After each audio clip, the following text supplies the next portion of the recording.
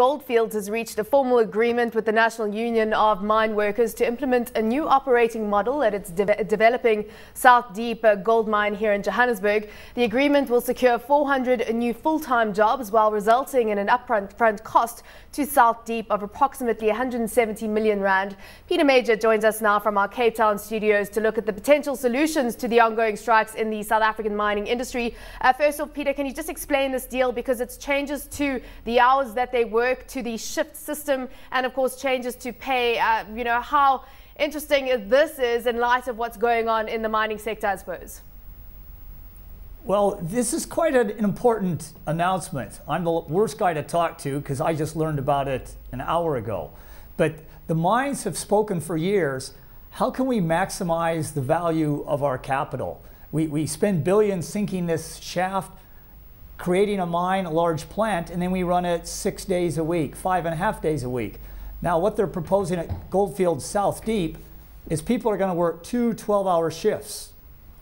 And they're going to work 4 days at 12 hours, and then they're going to get 4 days off. Then they're going to work 4 nights at 12 hours and then get 4 days off, something like that. And we've seen this happen internationally, especially in wilderness type mines, when they're way out in the jungle or way inside the Arctic Circle, the Canadians, some of the South Americans.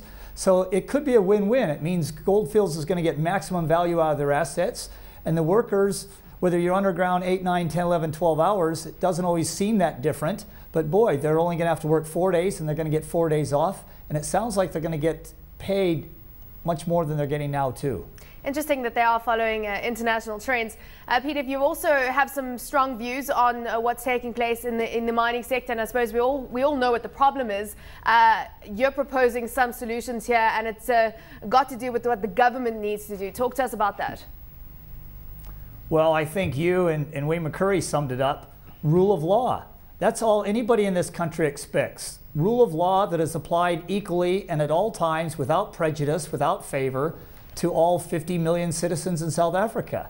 And why are some citizens allowed to break contracts and terrorize those who want to work, terrorize management and the owners of companies? It's a free country. You don't have to work anywhere. So the rule of law seems to be applying quite differently to different parties, different people here. And I think most South Africans just want the government to enforce the rule of law equally. And they want everyone here to abide by it. Peter, I wanted to ask on the Goldfields agreement. Does it say anything about productivity? In other words, the production per ton?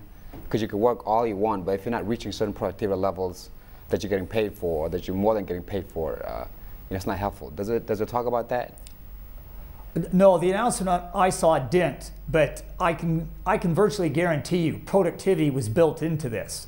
The people are going to be much more productive because they're going to spend more of their time working underground instead of transportation. In other words, if it took you 1 hour to get to where you're going to work underground and 1 hour to come out, and you were only underground 8 hours, you're only working 6. Now you're going to be working 10 hours. So you're going to get a lot more tons, a lot more gold produced per man. And so Goldfields announced it's going to cost them 170 million rand a year extra. But you can bet they've already calculated they're going to get more, much more than that in gold production. So, and they're going to get a better, lower cost on their fixed assets because they're going to utilize these hoists, these ventilation systems, the compressors. Everything's going to be utilized now virtually 24/7 instead of being utilized 5.5 days a week, 16 hours a day. So productivity, I'm 99% sure is inextricably linked in this agreement. Peter, you mentioned a deal with the National Union of Mineworkers. Now, you know more about this than what I do. The problem seems to be now that the workers aren't part of the unions anymore. They want their own separate settlement, because in quite a few cases, there were, as you said, agreed multi-year salary and remuneration packages agreed with the NUM. Doesn't stop the miners going on strike and demanding a new settlement, which has also happened in a few cases. Is the NUM losing its credibility in amongst the workers, or is this just one of these things that happens? No, it's definitely using credibility, and I can't remember seeing anything like this. I saw some radical unions in the States, but not where the union was disintegrating in front of the workers. So I think this is pretty South African, Wayne, and it's very important. The unions have lost credibility with the workers. They're rapidly using credibility with the mines. Why should the mine even negotiate with the union? Because it can't make anyone adhere. And I don't know, I don't think the government seems to have a lot of use for the unions except bringing in votes every 5 years. So the unions, you can see now they're dancing around. Kasatu, Vavi, he says, this was an unprotected strike, but we're now going to support it. We're now going to make it a union sanctioned strike. So he's falling behind the car and he's trying to race in front and get out of the car. Maybe we'd all do that. The union has to get credibility here because this is not going to last. Miners individually, independently declaring strikes. People are going to be fired. Shafts are going to be closed down. Mines might even be closed down. It's all going to result in a mess if we don't get union-controlled workers again.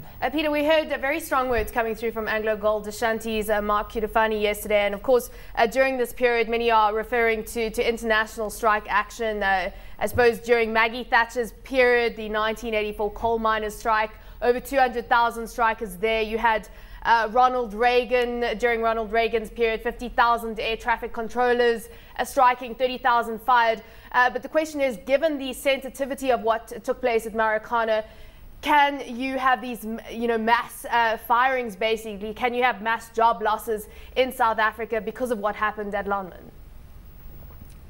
You know, you have to, and it would be nice to have mass firings on a small scale. So hopefully we can do it on a mine that just employs 100 or 200 people instead of on a mine that employs 15,000. This isn't about firing and intimidating people or demanding things.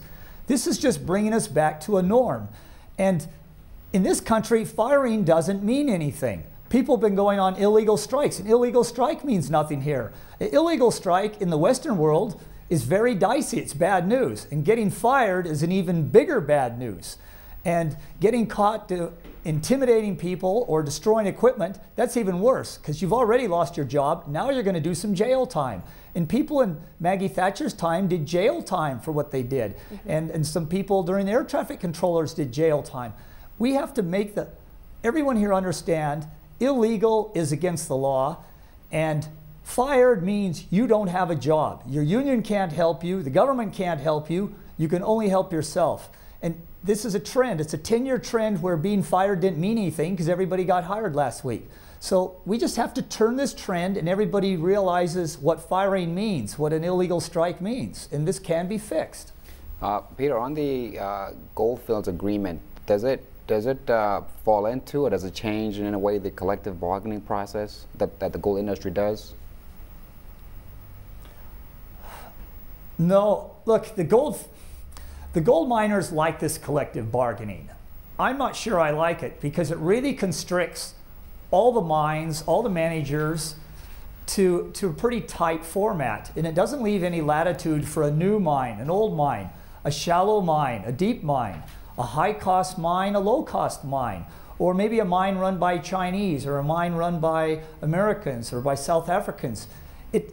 It's kind of socialism on too big of a scale. And in a way, I've always liked the idea of pseudo-collective bargaining, individual collective bargaining for some mines, or no unions at other mines. It's when you have these diversified mines and ways of dealing with workers, then you can see which system works best. And it gives one mine a chance. Maybe it can't pay the same salary, but can offer better benefits, maybe lower hours, maybe more days off to counter the fact that it doesn't have as much money to pay. So I don't think collective bargaining is the answer, because then everybody falls together, and when everyone's working, they can't really differentiate very much on pay, salaries, and conditions. I don't think it's the answer.